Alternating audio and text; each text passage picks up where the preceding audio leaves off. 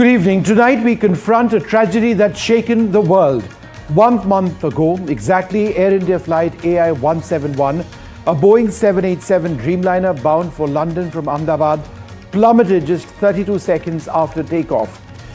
260 souls, including passengers, crew, victims on the ground, dreams and futures were lost. Today, India's Aircraft Accident Investigation Bureau released its preliminary report at 1 a.m. this morning, believe it or not. And the findings are chilling. Seconds after taking off, both engines of the state-of-the-art jet shut down. Why? The fuel control switches, those critical levers that keep engines roaring, were inexplicably moved from run to cut off. In the cockpit, there was perhaps confusion. One pilot's voice, captured on the black box, demands, "Why did you cut off?" The other insists, "I didn't." Yet the switches were flipped, starving the engines of fuel, sending the plane into a fatal descent. Was it human error? A mechanical flaw? A known issue with these switches flagged by Aviation Authority years ago, which went uninspected on this aircraft? That's a question we have to find an answer for.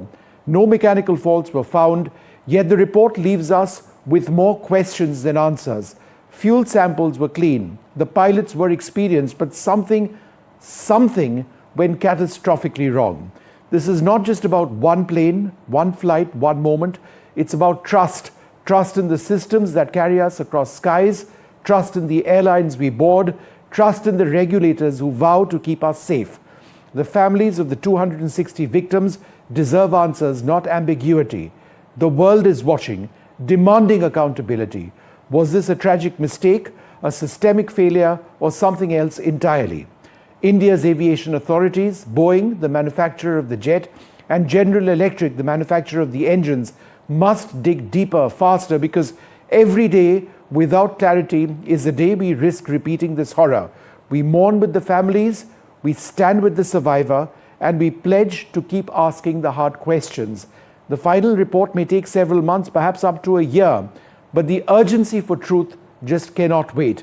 This is not just a crash, it's a call to action. For those we lost, we will not stop seeking justice. We will not do that. But first, let's give you a few details of what exactly it is that we are talking about.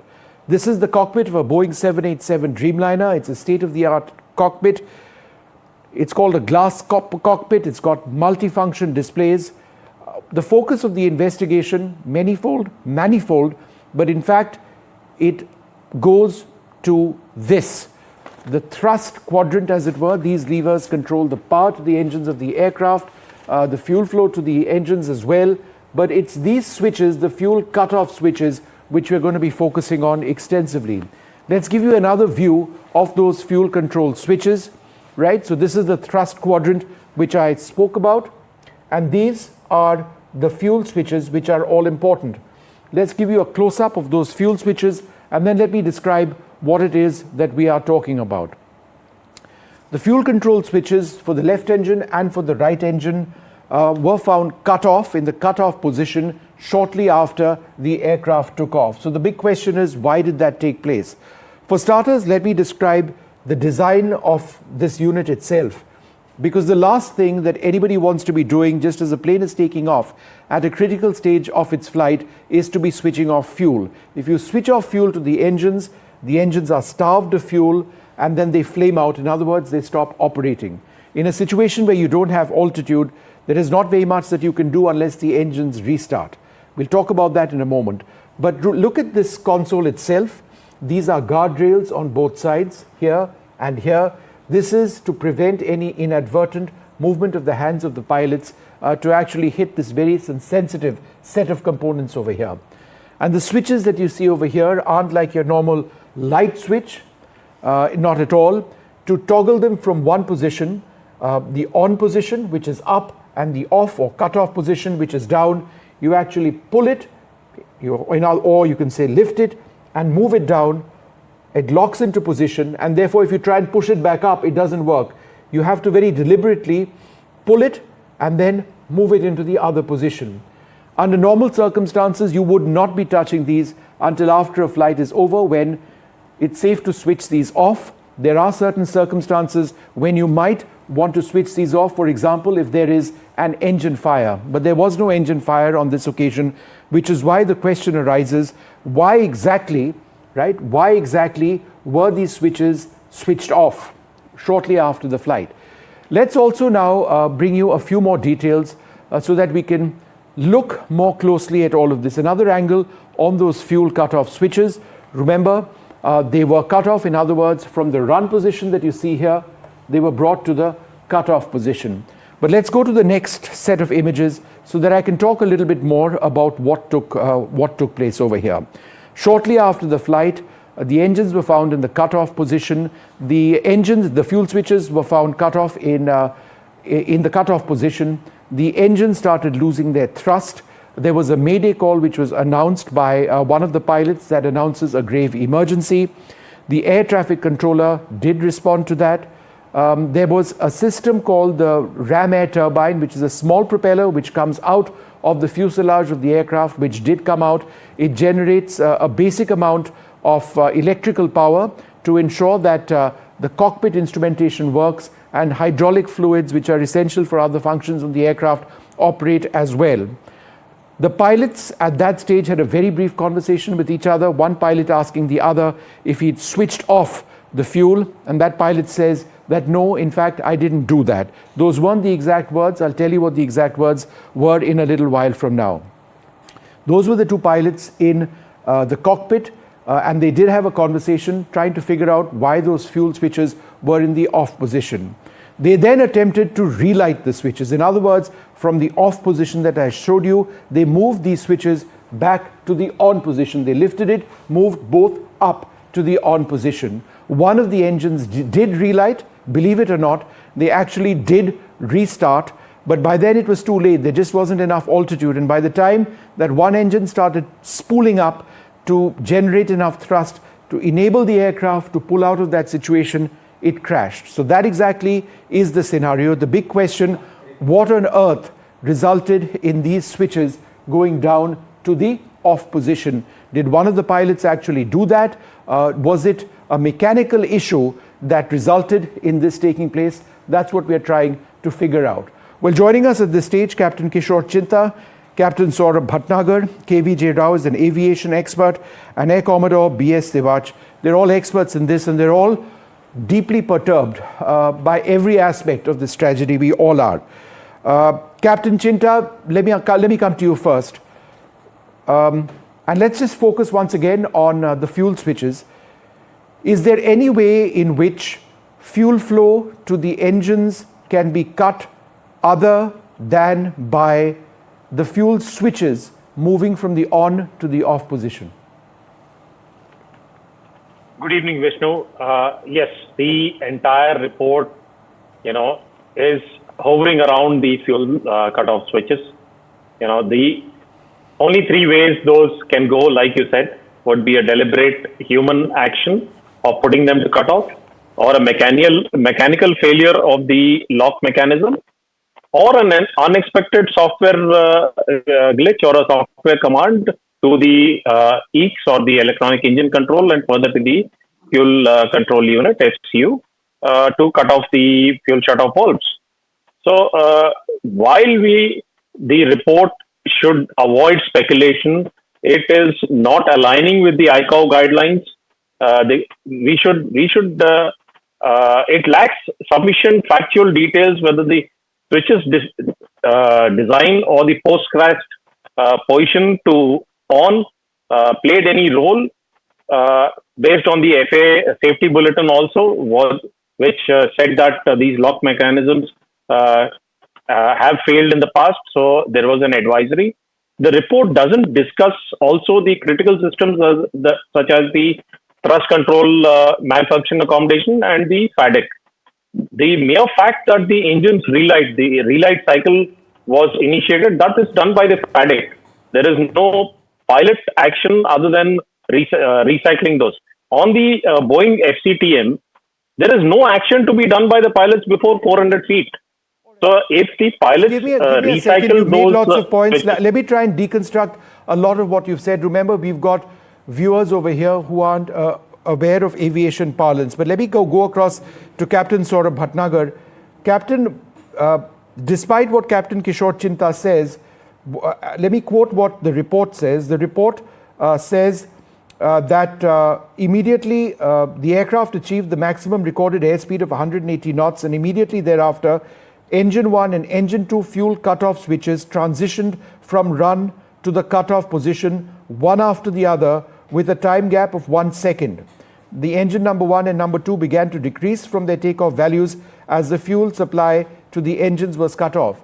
I think the key question, therefore, is it not right perhaps to rule out that the fuel flow to the engines was cut through some other reasons, when in fact there was the physical movement of the fuel cutoff switches? Now, as I understand it, the fuel cutoff switches are independent of any electrical input which can make them move from one position to the other. They are standalone units. You can either keep it on or you keep it off. You can only do that if you're a pilot, right? And you manually do that. There is no other way. That being the case, would it not be correct to say that one of the pilots moved these fuel control switches? No, I would totally disagree. And good evening, Vishnu, and everyone. You know, since morning, everybody has been, threadbare, the investigation, the preliminary report, line by line, word by word, and para by para. Now, what is disturbing is the fact that I personally view that it is quite sketchy. The AAIB has released very certain, the CVR and the DFDR or EFR data. It doesn't talk about the moment if it says that within a 1 second both the switches were off. There is no mention of any warning. Definitely CVR would have picked up the warning, engine warning, and the audio warning, everything. Even the movement of the switches can be picked up by the CVR. There is no mention by the AAIB. So it is primarily driven the fact that... No, sir, there is mention by the AAIB. By the DFDR, they are saying over here, Engine 1 and Engine 2 fuel cutoff switches transitioned from run to the cutoff position. That's a fact. Correct. I am not denying that. That in fact directly points finger to directly it is driven toward, because no other person other than the pilots can actually move these switches to on or to run off or to run position. They are not automatically. So therefore Captain Bhatnagar, the question is, why would they do that? Yes, no pilot in sane condition will do that. The other thing is that it should be, the AAIB should also have mentioned that, that there was some warning immediately at the same time. Would have definitely brought out much more things. It throws more questions than answers in the report. Very selectively they have done. Secondly, if the lock mechanism, this thing what the SAIB everybody is saying, why the Air India don't ground the entire fleet 787 now and check all the part number which is fitted? It has been proven that this part number is fitted in Dreamliner 787-8 or 9. Yes. That why they have not grounded till now and checked the entire fleet whether the lock mechanism is working or not. But sir, you are assuming that that lock mechanism potentially failed as a result of which... I'm not saying. No, I'm making the point that perhaps potentially, and it's not just you, others have been saying this, potentially if that lock mechanism failed for whatever the reason is, then perhaps it went from the on to the off position by itself, and therefore the engines roll down on power. However, if you take a look at the picture on your screen, and I'm just going to walk to that right now. If you take a look at the picture on your screen, and let's have it up on the big screen, what we actually see is on the left-hand side of the screen, you can see, and let's freeze this image, you can see the debris of the fuel switches right over here.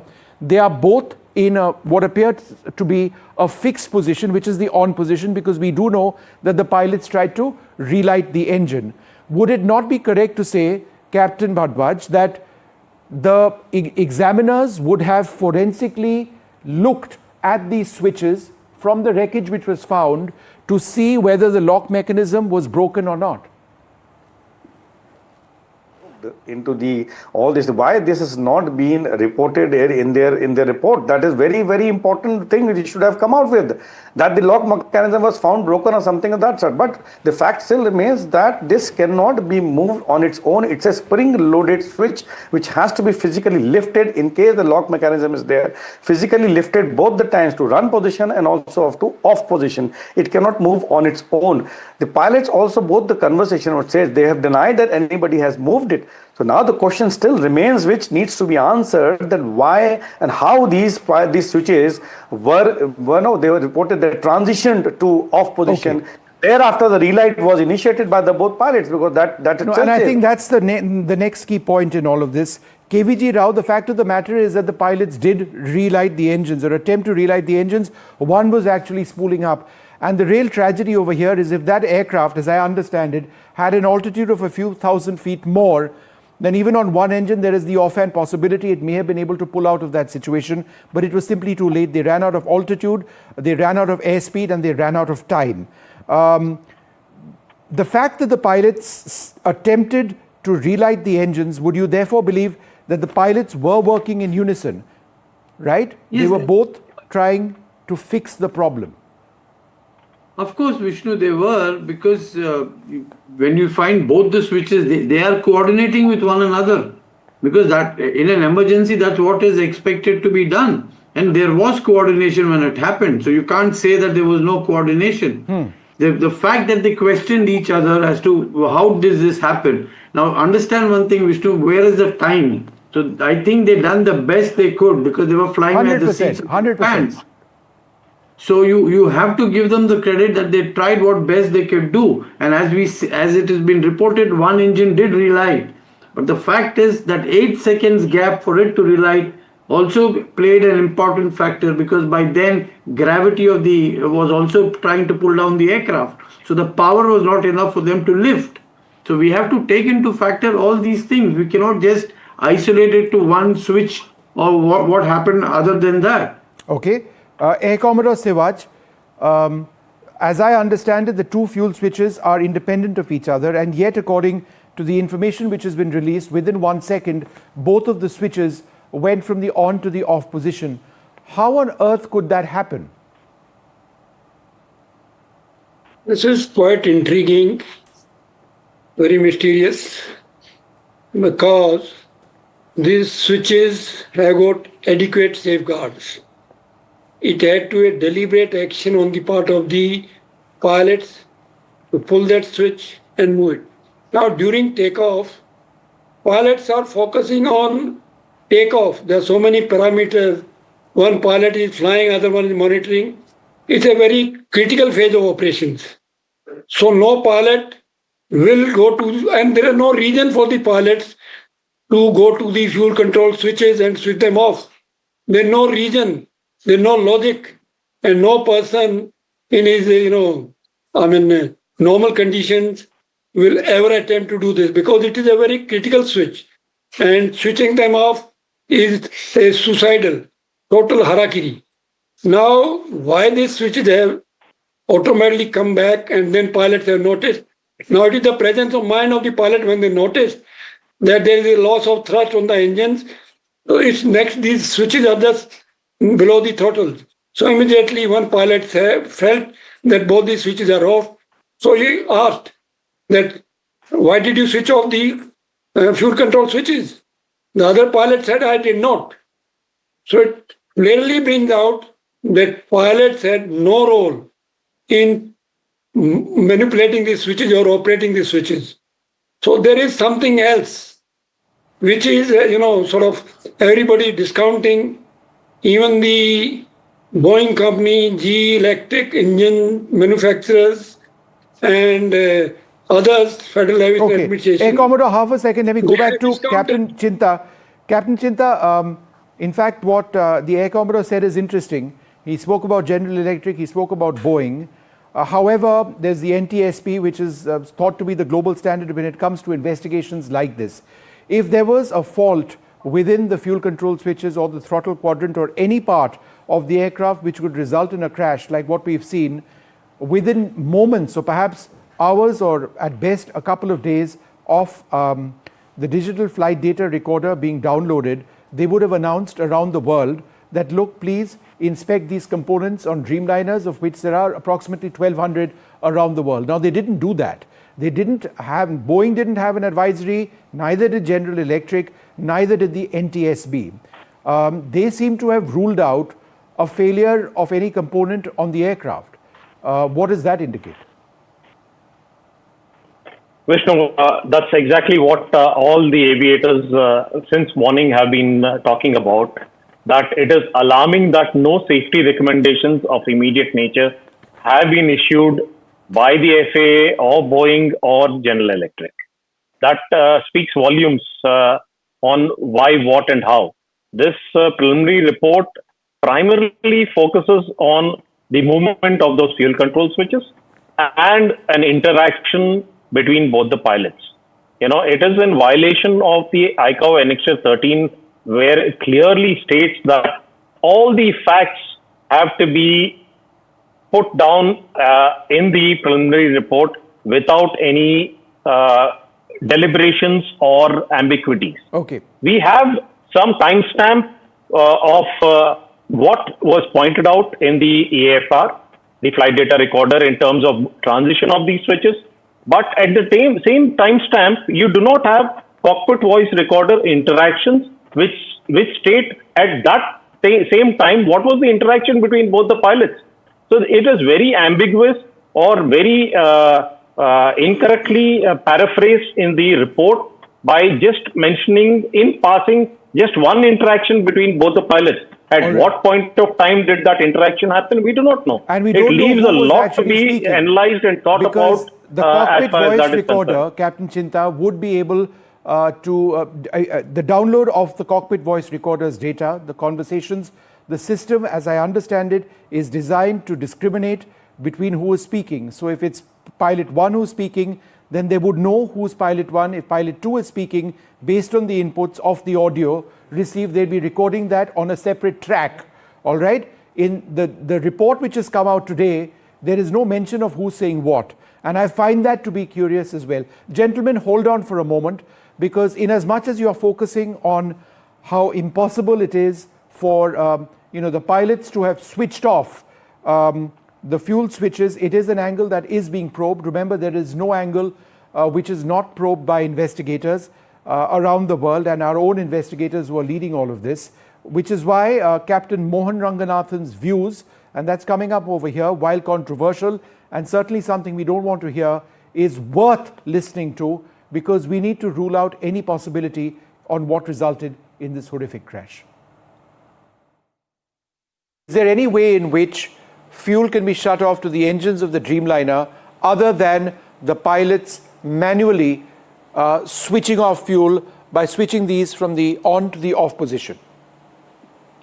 It has to be done manually. It cannot be done automatically or due to a power failure, because the fuel selectors, they're not the sliding type. They will always be in a slot. You have to pull them out and move them up or down. So the question of inadvertently moving it to off position doesn't happen. So definitely it's a case of deliberate manual selection. Only then you can move it to off. Captain, when you talk about deliberate manual selection, it's deliberate manual selection, to use your words, in an extremely critical phase of the flight. Why would any pilot do that? I don't want to use the word, but I've heard that the captain had some medical history, and it can happen. Nothing else explains why a switch with a takeoff point, just after rotation, both switches are moved one after the other to off position. It has to be deliberately done.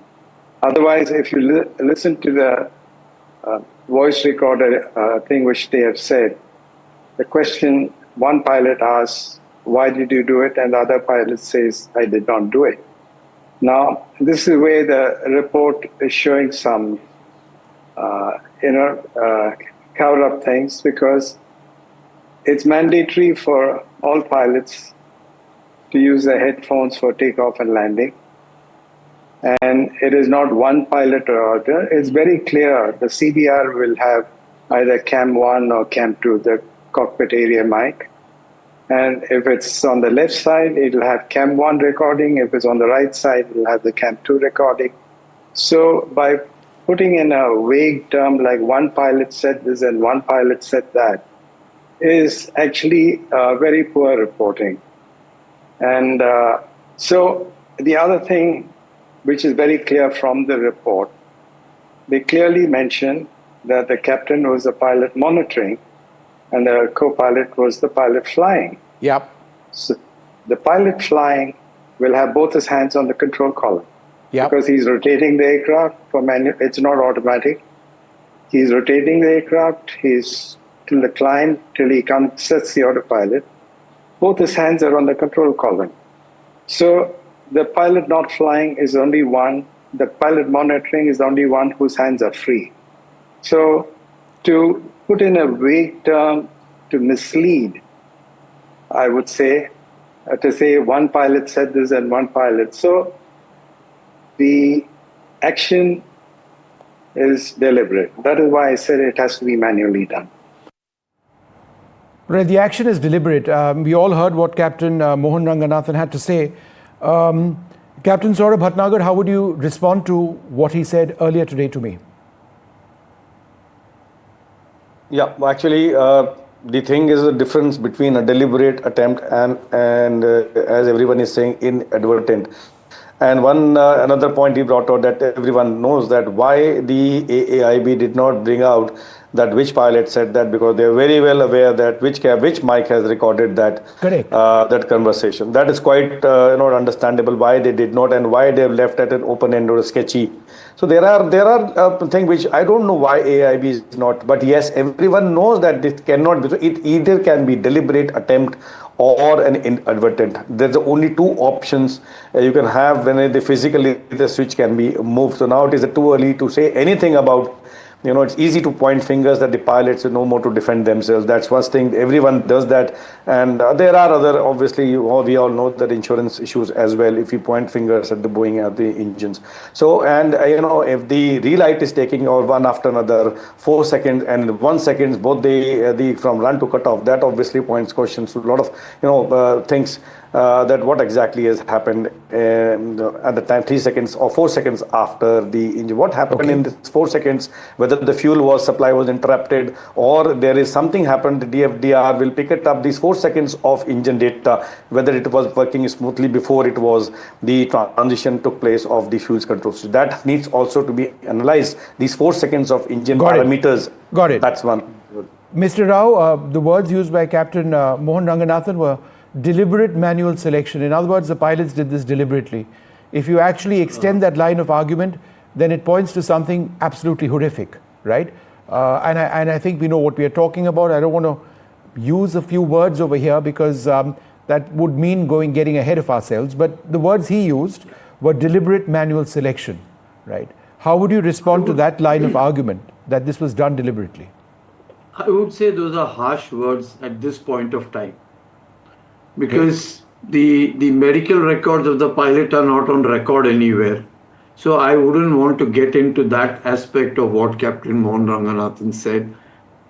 But we fail to understand that, assuming, this is only speculation to what Captain Mohan Ranganathan has said. Assuming that this was done purposely, why would the man want to take so many people with him? Correct. That is another question that needs to be answered. Yes. Because however desperate a man may be, he would not want to kill somebody else, even in his wildest of dreams. Yep. So what is being said by Captain Mohan Ranganathan as of now is in the realm of speculation, and I wouldn't want to get into that aspect. Having said that, I am aware that a lot of medical reports are being forged or fudged or whatever, but I am not getting into that aspect at this point of time. What medical reports are being forged or fudged? There is a DGCA report, 4 months back. I have it with me, I can put it out, where DGCA found that some pilots were fudging their medical records. And that is why now they introduced a QR code on their medical report, which was not being done earlier. So you're suggesting that pilots, and I'm not talking about these pilots, fudge their medical reports to get medical clearances to fly? Yes, I And am. when they fudge their medical... I make that statement with full responsibility. I'm in a criminal court on that. Yeah. So let me make that also very clear. But given what we are now discussing is this incident, and here to make that without any corroborative evidence would be rather harsh on a pilot who can't defend himself anymore. Air Commodore I am a person. I got it, Mr. Rao. Air Commodore Sivaj, you wanted to come in? Go ahead. Yeah, I do not agree with the statement made by Captain Ranganathan. Of course, it is, not possible to move these switches to off position unless there is a deliberate action on the part of the pilots. But please remember, there was a Boeing advisory to carry out the check on these fuel cutoff switches to identify some faults which has occurred on some of the aircraft. Otherwise, why will they issue an advisory? So there are definitely seem to be some problem on this particular switches, because Boeing has already issued an advisory. Now, for whatever reason, no, but Air Commodore Sivaj, Air India says that it was not a mandatory. Air Commodore, just as a point of clarification on this, while you're absolutely correct, and I've got the FAA issued Special Airworthiness Information Bulletin, or SAIB, of the 17th of December 2018. Number one, it wasn't compulsory. Number two, we can always make the point that even if it wasn't, Air India should have done it.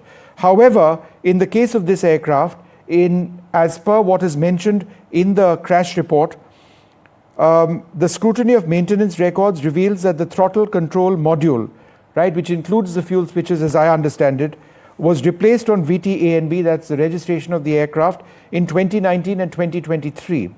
However, the reason for the replacement was not linked to the fuel control switch.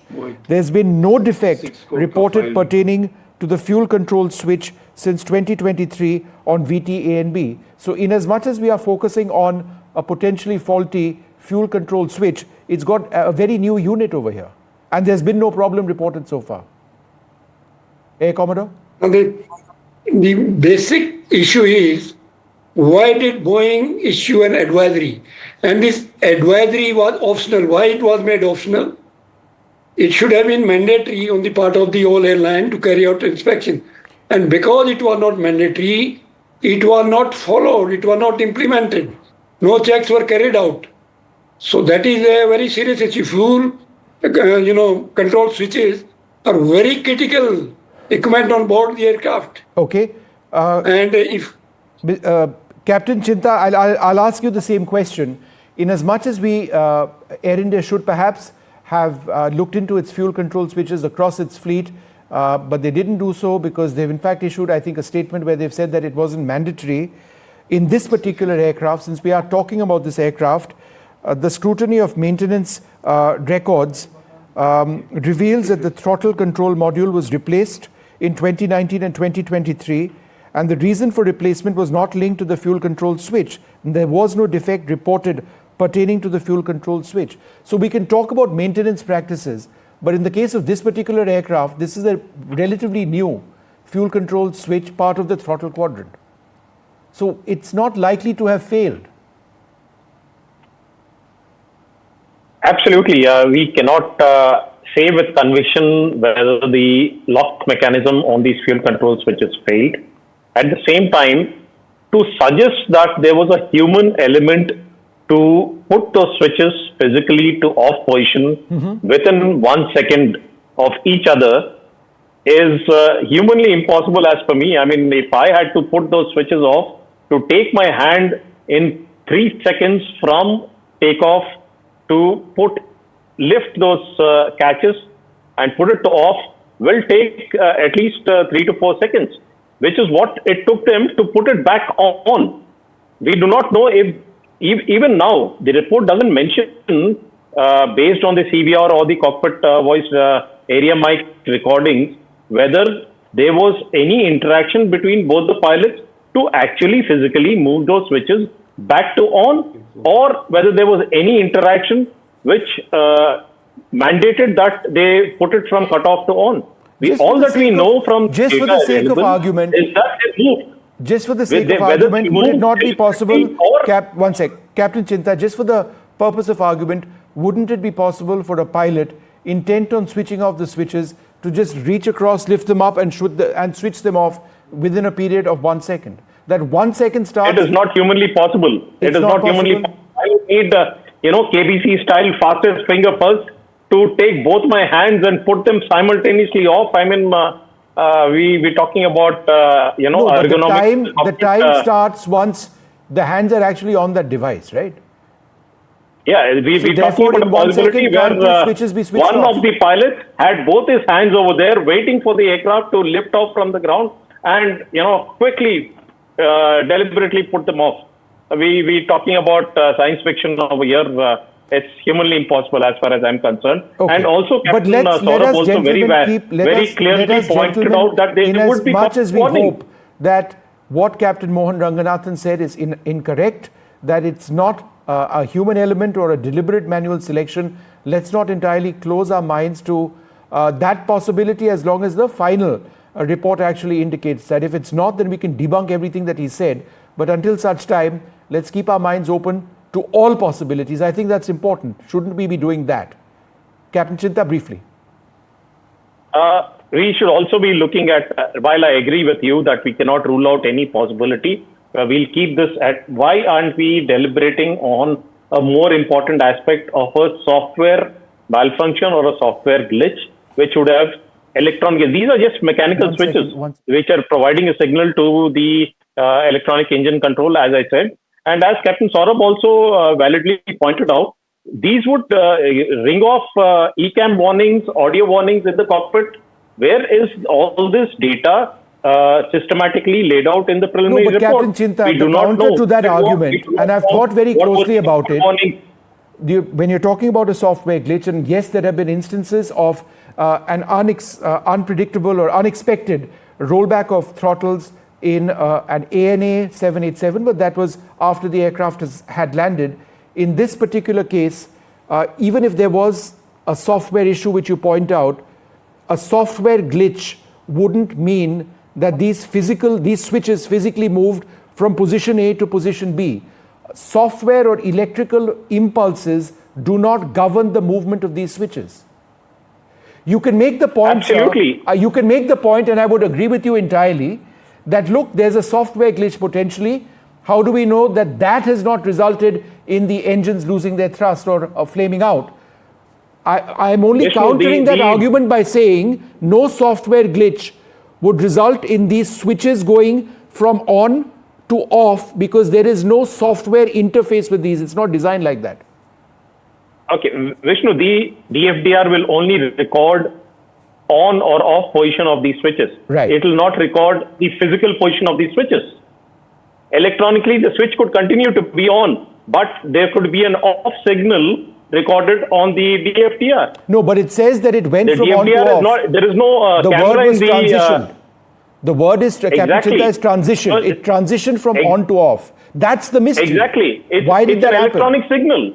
It's an electronic signal. We cannot rule out the possibility the switch was never moved. Okay.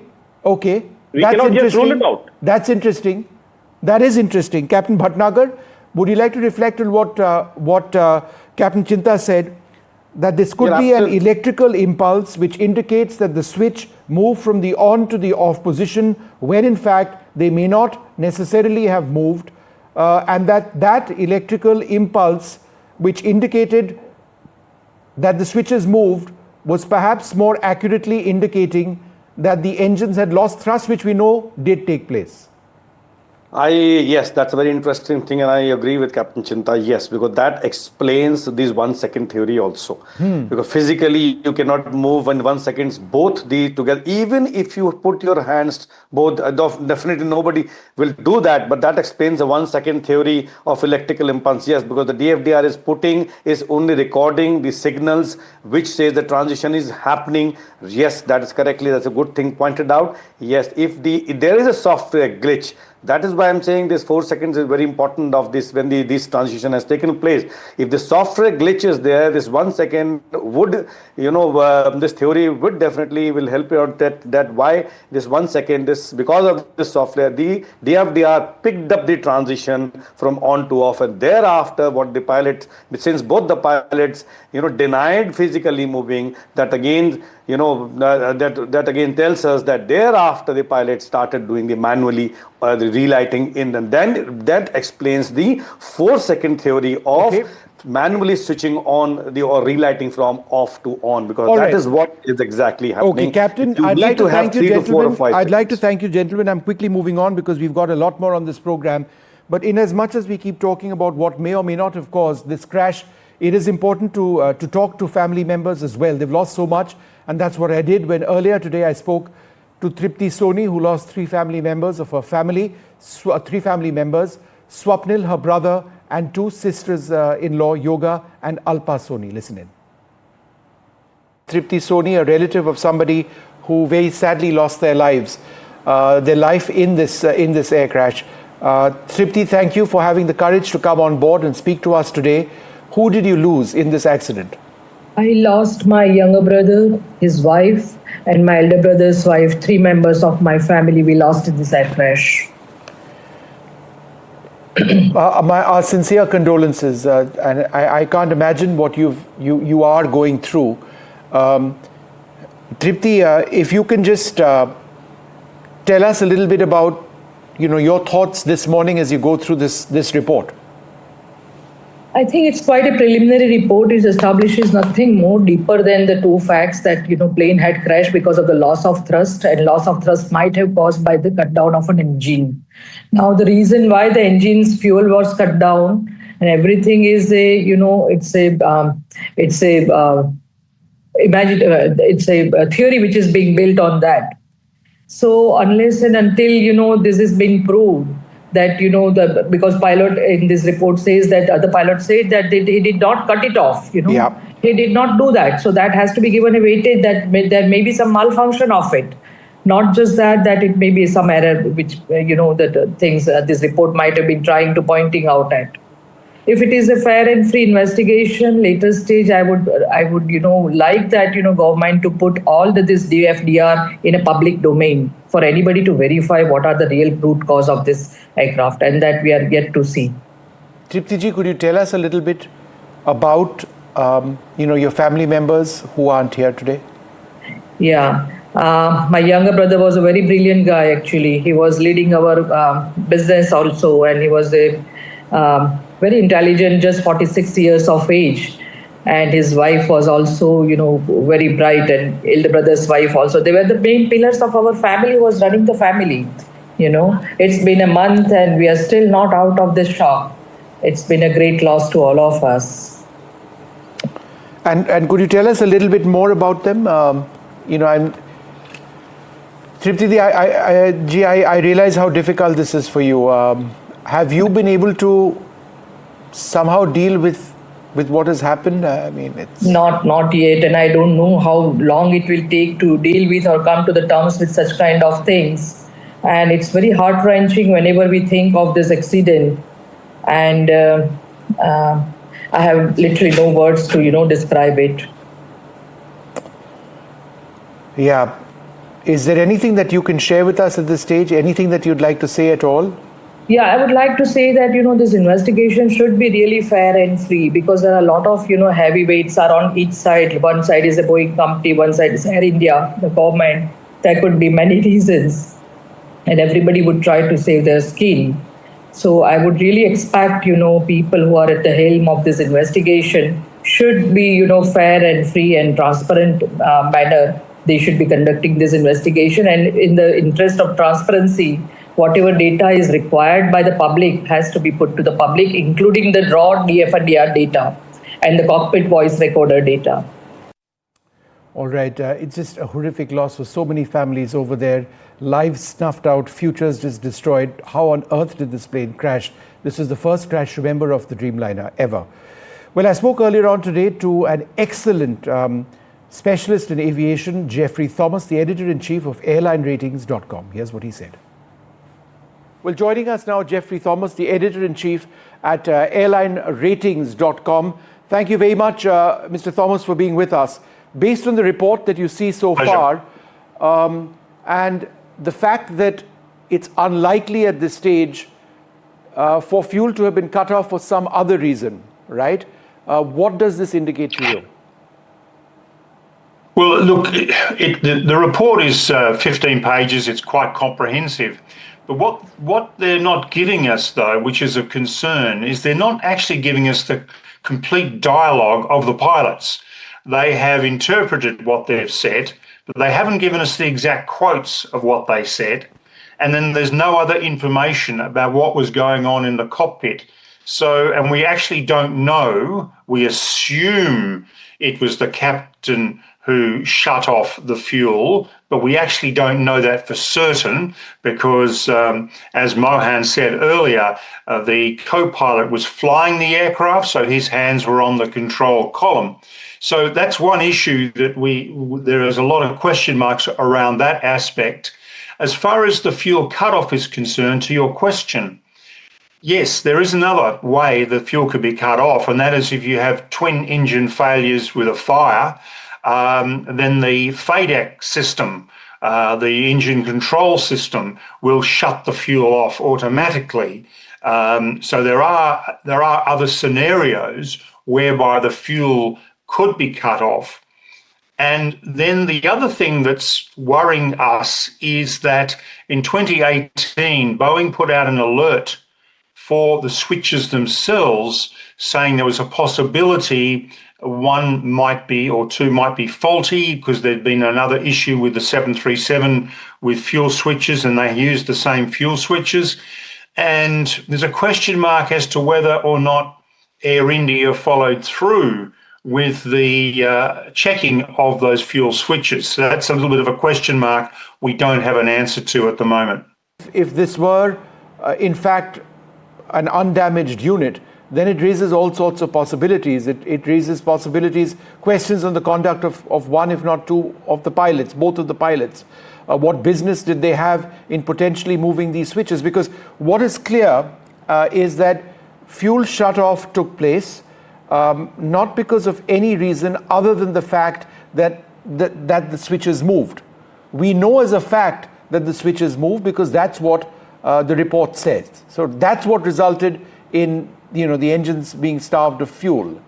So therefore, do we need to ask serious questions of the pilots as well? Well, yes, certainly.